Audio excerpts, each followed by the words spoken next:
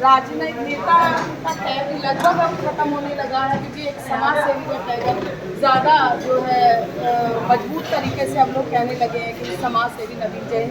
समाज की आप बात कर रहे हैं, सबसे पहले तो 26 जून को जो प्रदर्शन है उसमें क्या कुछ मुद्दे होंगे और उसमें किस तरह से समाज की जो आवाज़ है वो मुख्यमंत्री के कानों तक पहुँचाएंगे? देखिए, वो आवाज़ हम प्रधानमंत्री तक, गृह मंत्री, रक्षा मंत्री तक पहुँचाना। वो आवाज़ है कि 26 जून को रविवार को हमने प्रोटेस्ट को जिंदा कर रहे हैं। उस प्रोटेस्ट का मुख्य मकसद ये है कि जो कश्मीर में कश्मीरी पंडितों के साथ जो इनकी हत्याएँ हो रही हैं, जो फौजी हैं उनके ऊपर हमले हो रहे हैं, जो कश्मीरी हिंदू हैं उनको पलायन करना पड़ रहा है, तो उसके लिए हम सरकार को जनाएंगे कि ये ठीक नहीं है। और उसकी डिमांड हमारी है कि 47 सरकार दे, फिल्म तो दे दी, 47 भी दे। क्या लगता है सर आपको कि सरकार जो है कश्मीरी पंडितों को एक सुरक्षित माहौल, एक सेटिस्फैक्शन, संतुष्टि क्यों नहीं दे पा रही है कि ये उनका देश है और उनके देश में वो सुरक्षित है? देखिए, राजनीति होती है और मैं आपको ये बता सकता हूँ कि मैं खुद लाल चौक गया था 41 तारीख, और वहाँ पे मैंने फेसबुक लाइव किया था, तो हम 8-10 लोगों की टीम वहाँ पे थी।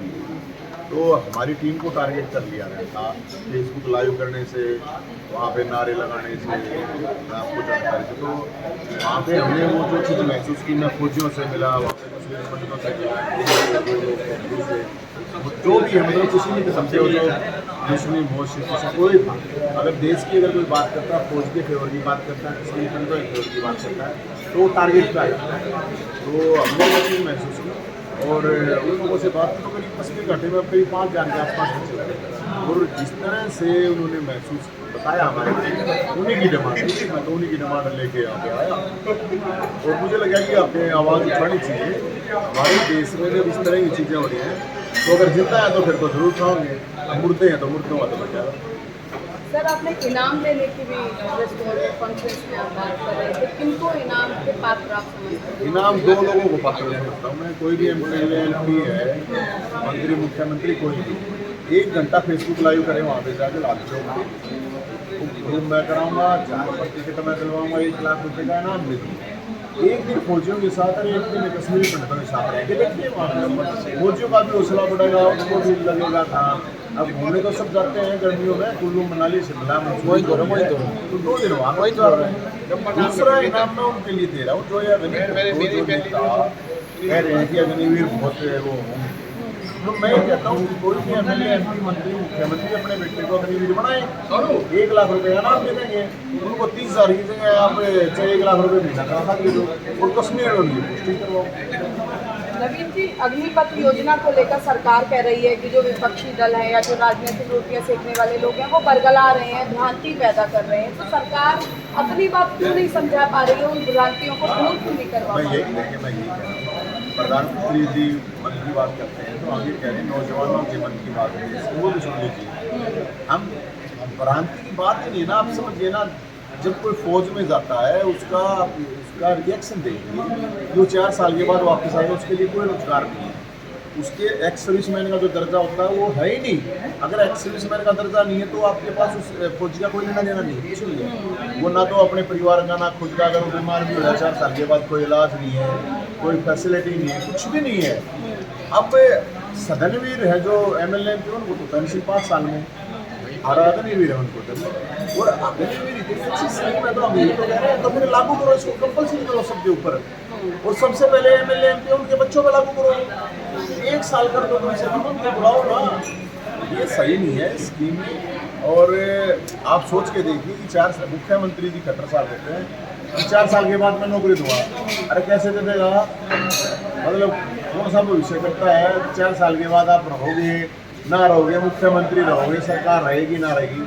और अगर नौकरी देने का इतना हुआ तो एक्स सर्विसमैन 25,000 हैं जिन्होंने पढ़ाई करना यही बड़ा मुद्दा है। कई एक्स सर्विसमैन ने कहा भी है कि जब उन्हें नौकरी नहीं मिलती है तो नए नौजवानों को कैसे मिलेगी? यही तो कह रहा हूँ, 5 लाख वैकेंसी खाली पड़ी है, 25 लाख बेरोजगार नौजवान धक्के खाते घूम रहे हैं, उनको दे देना नौकरी। अग्निवीरों को दूंगा मैं 4 साल के बाद। ये झूठे वीर हैं। और सर, जिस तरह से आप कह रहे हैं सरकार की नीतियाँ शायद जो है समाज के हित में नहीं है, इस तरह की बात और भी विपक्षी दल कहते हैं, लेकिन स्थानीय निकाय चुनाव हाल ही में हुए हैं और भाजपा की नीतियाँ अच्छी हो या ना हो, लेकिन बाकी जो विपक्षी दल हैं उन लोगों के मन में अभी अपनी जगह नहीं बना पाए हैं। तो इस ऐसे में क्या समझते हैं कि आप अभी हरियाणा के और मुख्यमंत्री के राजनीतिक भविष्य की बात कर रहे देखिए, हैं, मैं क्या सोच लोगों के मन में चल रही है? बताता हूँ आपको। देखिए, पहली बात तो ये जो पिछला चुनाव था, ये हुआ था, उसका अगर कंपेरिजन करोगे तो 10% वोट करीब कम हो गए यहाँ पे। दूसरी जो ये कह रहे हैं ना आप लोग जो चला रहे हो ना, जीत गए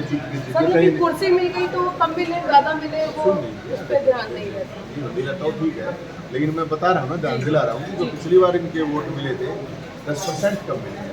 मुख्यमंत्री के करनाल में 4 जगह चुनाव थे, 1 सीट जीते, वो भी 30 वोट से, तीनों हार गए मुख्यमंत्री अगर दिले थे।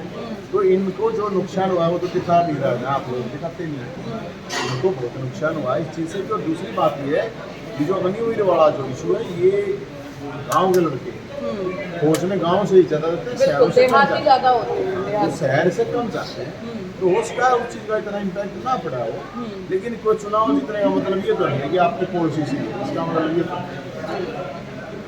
सर, रोहतक में आपने बोला कि लोग फरसा लेकर आए, आप यहाँ बोल रहे हैं कि जंतर मंतर पर कश्मीरी पंडितों को 47 देते, लेकिन जो बाकी दल हैं वो इस बात को इस तरह से प्रेजेंट करते हैं कि नवीन जयहिंद हिंसा का पाठ करा रहे हैं।